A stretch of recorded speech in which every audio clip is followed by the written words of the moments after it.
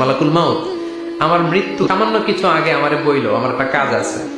মালাকুল মাউত মৃত্যুর কিছু সময় আগে এসে বলল, সুলাইমান টাইম ইজ আপ, সময় শেষ, অল্প কিছু সময় বাকি, কি করবেন করেন। সাইয়েদনা সুলাইমান জিনদেরকে ডাকলো, ও জিনেরা, বিশাল একটা প্রজেক্ট আছে, প্রজেক্টে কাজ শুরু করো। আর কিছু জিনকে বলল, চারদিকে গ্লাস ফিটিং করা একটা রুম বানাও। সাইয়েদনা সুলাইমান আলাইহিস সালাম গ্লাস ফিটিং করা রুমের ভেতরে ঢুকলেন। এই রুমে ঢুকার দরজা নাই, হাতে একটা লাঠি নিলেন, লাঠির মধ্যে ভর করে দাঁড়িয়ে রইলেন আর জিনদের দিকে তাকিয়ে রইলেন।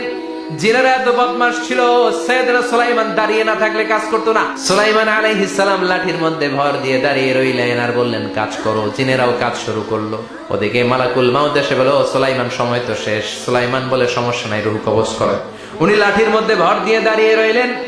গ্লাস ফিটিং করা রুমের ভিতরে কোরআন সাক্ষী, মালাকুল মাউত ওইভাবে লাঠিতে ভর দেওয়া অবস্থায়, দাঁড়ানো অবস্থায় সাইয়েদনা সুলাইমান আলাইহিস সালামের রূহ কবজ করে নিলেন। উনি এমন ভাবে দাঁড়িয়েছেন, রূহ চলে গেল, লাশ হয়ে দাঁড়িয়ে রইলেন। লাঠির মধ্যে দাঁড়িয়ে আছেন, জমিনের মধ্যে লুটিয়ে পড়ে নাই। সুবহানাল্লাহ। জিনগুলো দূর থেকে ভাবলো বস তো দাঁড়ায় আছে। জিনেরা মনে করছে বস দাঁড়ায় আছে, কাজ করতে হবে। করতে করতে পুরা প্রজেক্টের কাজ শেষ। ইন দ্য মিন টাইম ঝিঝি পোকা, উই পোকা, যেই পোকা কাঠ খেয়ে ফেলে, এই কাঠ খাওয়ার পোকা সুলাইমান আলাইহিস সালাম লাঠির ভেতরে ঢুকে লাঠিও খেয়ে ফেলেছে। সাইয়েদনা সুলাইমান আলাইহিস সালাম ধপাস করে জমিনে পড়েছে। আর জিনেরা কয়, হায় হায়, খালি খালি কাম করছে এতদিন। সুবহানাল্লাহ করবেন না?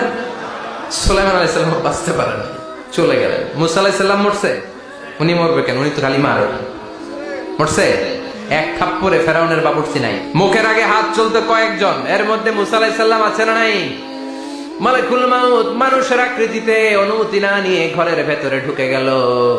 ঢুকে বলে, আনা মালাকুল মাউত, আমি মৃত্যুর ফেরেশতা। তো কি চাও? জিতু আন আকবাদা রূহাক, আপনার রূহ কবজ করতে আসছি। কিন্তু মুসা আলাইহিস সালাম দেখতেছেন দিব্য একজন মানুষ, আবার সালাম দেয় নাই, অনুমতি নিয়েও ঢুকে নাই।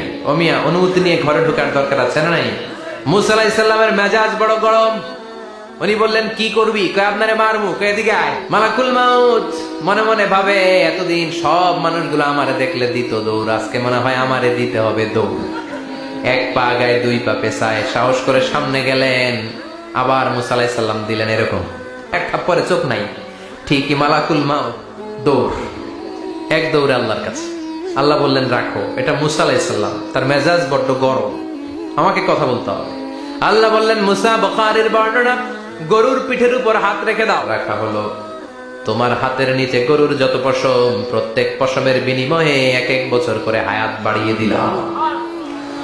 মুসা আলাইহিস সালাম অনেক চালাক নবী। উনি বললেন, আল্লাহ, আমার হাতের নিচে যদি গরুর 2000 পশম থাকে, তার মানে 2000 বছর হায়াত বাড়িয়ে দিলেন, কিন্তু এক্সট্রা হায়াত যখন শেষ হয়ে যাবে, এরপরে কি হবে? আল্লাহ বললেন, সুম্মাল মাউত, তারপরে তো মুসা মরতেই হবে, আসতেই হবে। সাইয়েদনা মুসা আলাইহিস সালাম বললেন, ফাল আনা, তাহলে আর দেরির দরকার নাই, এখনই আমি আপনার কাছে চলে যেতে চাই। মালাকুল মাউত মুসা আলাইহিস সালামের রূহ নিয়ে উড়াল দিলেন। সুবহানাল্লাহ। বাঁচতে পারছে?